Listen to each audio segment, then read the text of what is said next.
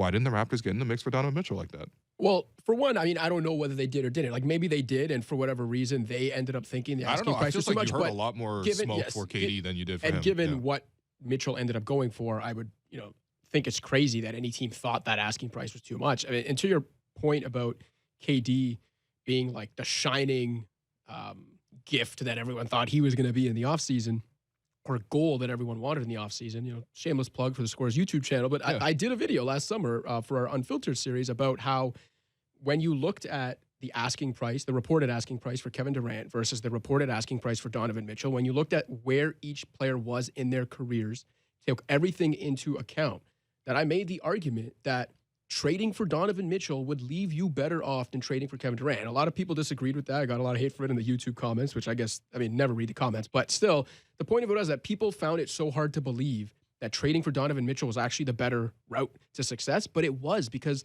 again, like, it's not even to say that he's better than Kevin Durant right now, but even though I think that is an argument to be had, given the way the season started, it's more so when you take everything into account, like what you would have had to gut your team, the level you would have had to gut your team to get Kevin Durant versus the price Mitchell ended up being available for. Again, like we're talking about a guy that was at the time 25, 26 when the trade rumors first started, in the middle of his 20s, a all-star player, a superstar level offensive player in his mid-20s with multiple years left of team control. Like, do you know how insanely rare it is for a guy like that to be available? It's rare enough for a guy like KD to be available with multiple years left of team control, but trading for Kevin Durant, in addition to gutting your team, also would have meant being willing to pay him approximately $197 million for his age 34 to 37 seasons. Big difference between what you were getting there and what you were getting with Mitchell.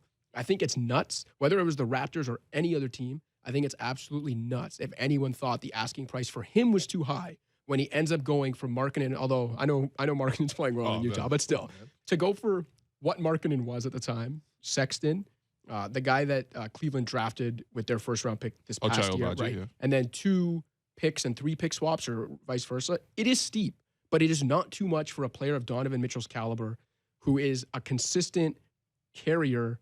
And Wolfond's talked about this a lot on our podcast as well, the engine of consistently elite offenses.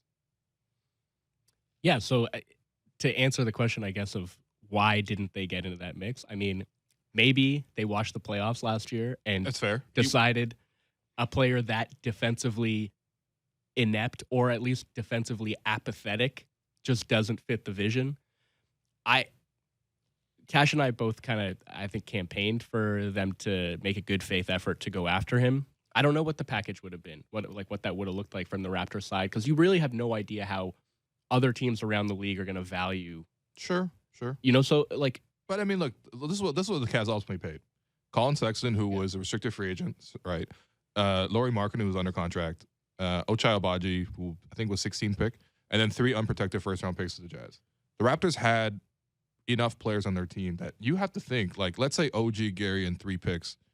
Like, it wasn't in a situation where you need to give up Pascal. You wouldn't have given up Fred, and you probably wouldn't have given up Barnes, because if it would have been one of those things where it's like, give us Barnes or nothing else, it's like, well, they would have gotten Mobley out of Cleveland then. Because they're probably equivalent value. So it did seem like one of those deals where for KD, you probably have to give up everything. This was like 80% of everything. It was doable. I think it's like within the Raptors had the means to get it done. Yeah, and I think, like, I mean, you can make arguments on either side of it. I would have been excited for them to have gotten him because I think as much as, yeah, maybe he doesn't fit the vision of what they're seemingly building to a T, but you also have to be adaptable, right? Like when a player like that becomes available, you can't just say, well, no, he's not, this super long, defensive menace, and maybe we're going to have to change some things about how we play. But you could also look at him and say, well, this guy is really, really good at pretty much everything that we're not good at. Yeah. Individual shot creation, pick and roll ball handling, pull-up shooting. I mean, and I think you can see some maybe downstream effects of that where, yeah, you probably have to change the way that you defend, and that's not necessarily a bad thing. Like right now, I feel a little bit like the Raptors are boxed into playing this hyper-aggressive defensive style, having to gamble for steals because they need to generate turnovers to fuel their transition offense because their half-court offense is very bad. And so maybe you have a Donovan Mitchell type offensive creator, and you no longer feel compelled to have to play like that all the time. I know they would probably still want to play aggressive ball pressuring defense because, as Nick Nurse has said on this show before, that's just his coaching philosophy. He believes that that's how you should play defense. But I think you would have to do it or you would be able to do it a little bit more selectively and not out of necessity in the same way that they're doing it now. So there's a lot of different ways to look at this, and I don't know. Maybe they took all this into consideration. Maybe they made a genuine offer, and the Jazz just said no because they saw this breakout coming from Lauri Markkanen. But maybe they watched Eurobasket, bro. He was doing this for Finland. Yeah. So I don't know. There's a lot of different things, I guess, that they could have considered, but I think it would have been very worthwhile to go after him for all of those reasons.